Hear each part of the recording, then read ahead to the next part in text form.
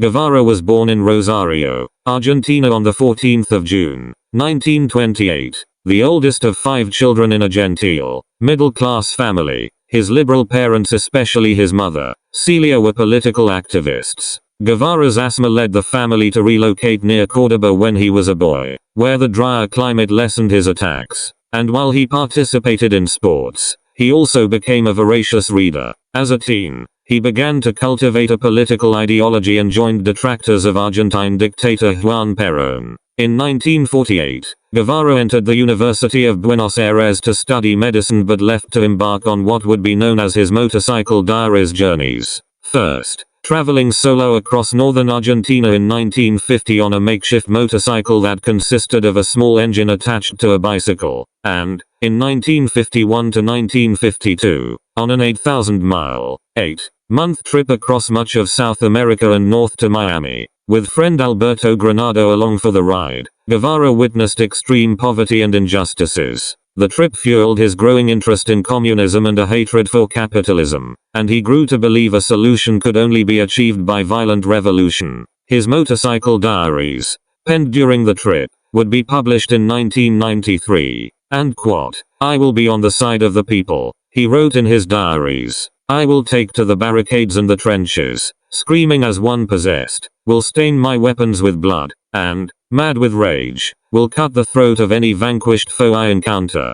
Guevara returned to school and graduated with a medical degree in 1953. He soon traveled again around Latin America and eventually to Guatemala, where he joined an unsuccessful armed effort to defend the CIA-backed overthrowing of the presidency of leftist reformist Jacobo Arbenz. That experience cemented his commitment to Marxism, as well as his disdain for the United States. Following the conflict, Guevara fled to Mexico City where he married Hilda Guida, and, in 1955, met rebel leaders Fidel and Raúl Castro, who were planning their own armed revolution to overthrow the government of Cuba's dictator Fulgencio Batista. The dynamic between Castro and Guevara was intense. One was impulsive, the other thoughtful, one emotional and optimistic, the other cold and skeptical. Castaneda writes, "One was attached only to Cuba, the other, linked to a framework of social and economic concepts. Without Ernesto Guevara, Fidel Castro might never have become a communist. Without Fidel Castro, Ernesto Guevara might never have been more than a Marxist theoretician, an idealistic intellectual."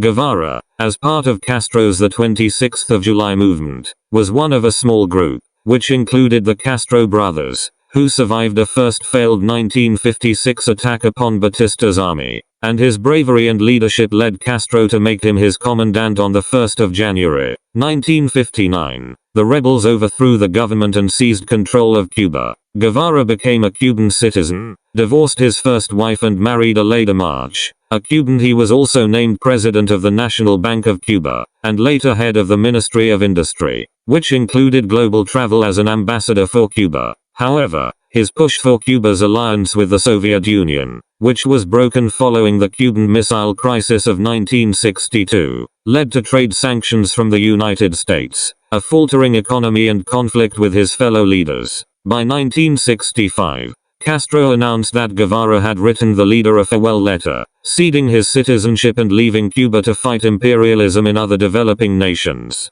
Guevara headed for the African Congo in 1965. To support and train Laurent Desiré Kabila-led Congo rebels. The liberation attempt failed miserably, and Guevara soon returned in secret to Cuba, before being advised by Castro to travel to Bolivia, where he joined guerrilla rebels in an effort to overthrow René Barrientos. A lack of local support, the arrival of the CIA and a manhunt led by American-trained Bolivian Rangers, would bring a swift end to the mission. On the 8th of October, 1967, the Bolivian Rangers captured Guevara, and, on the 9th of October, he was executed in La Higuera on the order of the military's high command. According to the New York Times, a CIA officer was present for Che's execution, although the operative later said the CIA wanted him alive. Photos of Guevara's slain body were made public and his hands were severed and delivered to Cuba to prove his death.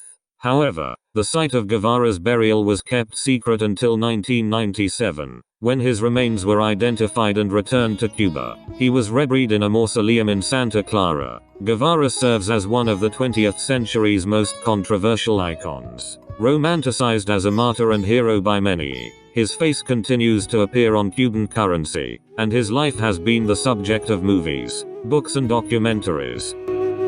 Vamos a leer una carta del compañero Ernesto Guevara. Fidel, siento que he cumplido la parte de mi deber que me ataba a la revolución cubana en su territorio y me despido de ti, de los compañeros, de tu pueblo, que es ya mío. Otras tierras del mundo reclaman el concurso de mis modestos esfuerzos. En los nuevos campos de batalla llevaré la fe que me inculcaste, el espíritu revolucionario de mi pueblo, la sensación de cumplir con el más sagrado de los deberes, luchar contra el imperialismo donde quiera que esté. Digo una vez más que si me llega la hora definitiva bajo otros cielos, mi último pensamiento será para este pueblo y especialmente para ti, que no dejo a mis hijos ni mujer nada material y no me apena, que no pido nada para ellos, pues el Estado les dará lo suficiente para vivir y educar hasta la victoria siempre, patria o muerte. Te abraza con todo fervor revolucionario que